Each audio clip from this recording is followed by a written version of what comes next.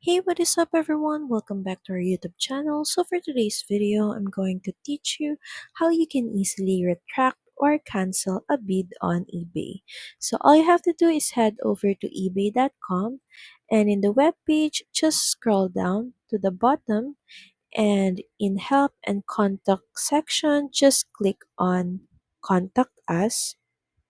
So from the search bar, just type in retract a bid, then press enter. So from the list, just click on retracting a bid. So from this page, you should be able to see the retract a bid button. Just click on it.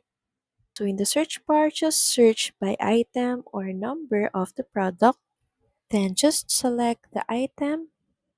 So from here, just fill out the necessary information such as information about your listing and the user ID of the bid that you are canceling and also the reason for cancellation.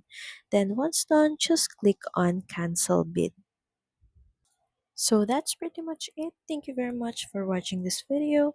I hope that you find this video helpful, and if you do, please don't forget to like, share, and subscribe to the channel.